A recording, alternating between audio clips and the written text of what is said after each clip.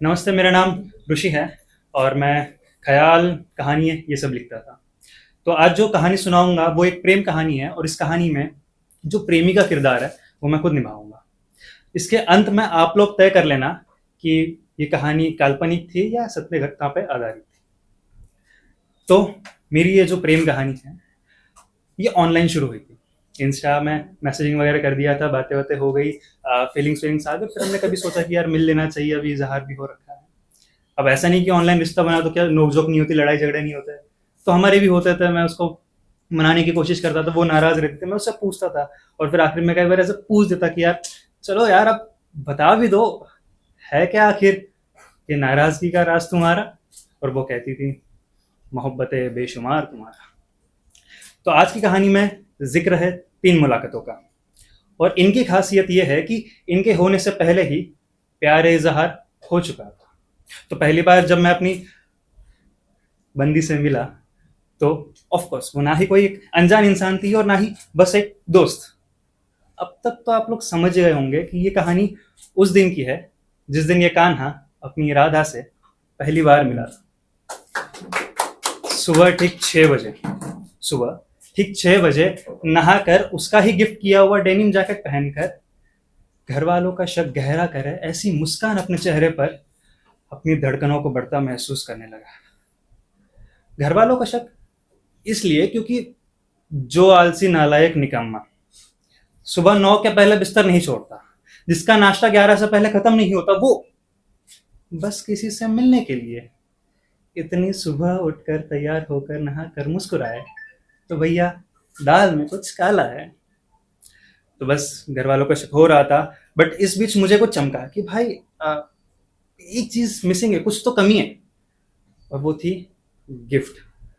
यार सोचो, तुम एक लड़की से पहली बार मिलने जा रहे हो और वो भी तुम्हारी प्रेमिका से, एक गिफ्ट ले जाना तो बनता है।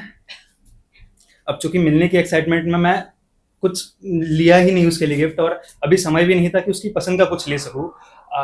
तो फिर सोचा क्या करे क्या करे क्या करे। ओके, आज कुछ फिल्मी करेंगे। रास्ते में मंदिर पड़ता है, मंदिर के बाहर फूलों वाले भैया से एक गुलाब लिया जाएगा और फिर घुटनों पर बैठकर 3 शब्दों का सहारा लेकर गुलाब देकर एक लम्हे को हमेशा के लिए कैद करेंगे। वो लम्हा कैद तो हुआ, बस उसमें कुछ फिल्मी नहीं था। तो हुआ यूं कि मैं उसके हॉस्टल के नीचे उसे लेने पहुंचा, फिर बंद होने पर जो जल्दी चालू नहीं होती ऐसी गाड़ी पर उसको बिठाकर एक तालाब किनारे ले गया।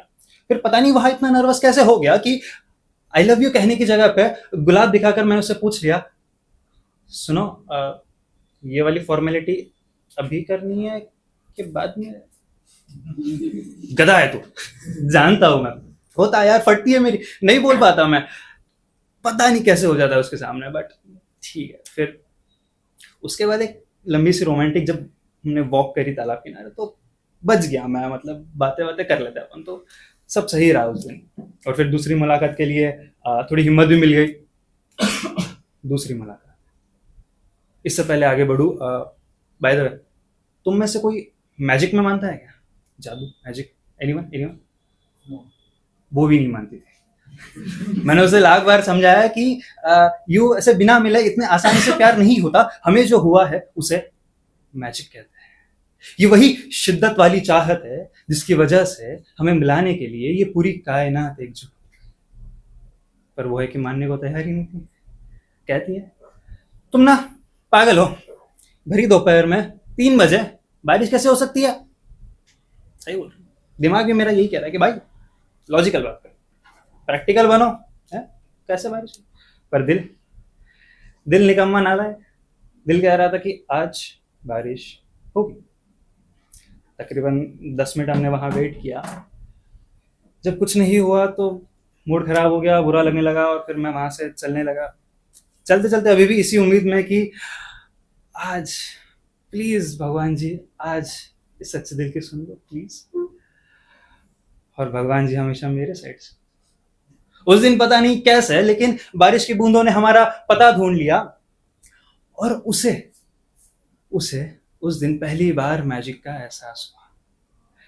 चारों तरफ हरियाली, चारों तरफ हरियाली, मिट्टी की खुशबू, बादलों का पैगाम, मोहब्बत का अंजाम, मुझसे भिड़ती हुई उसकी नजरें, हमारी नजरों के सामने ये बारिश और बारिश में भीगती हुई वो, और उस हवा में मैजिक। सब कुछ हूबहू फिल्मों की तरह हो रहा था।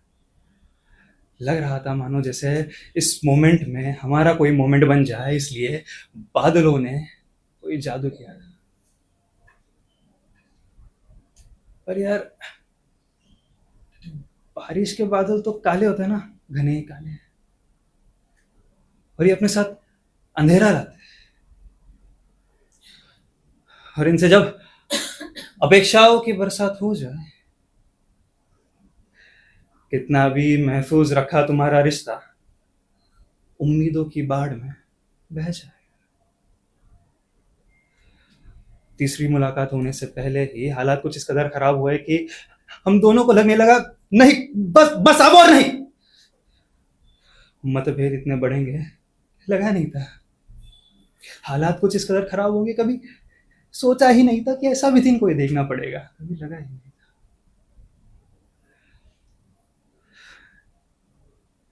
पर खैर, कान्हा भी तो राधा का होकर कहाँ राधा का हो सका।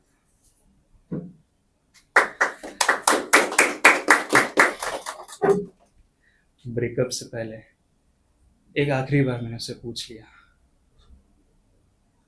चलो यार अब तो बता दो, है क्या आखिर नाराजगी का राज तुम्हारा।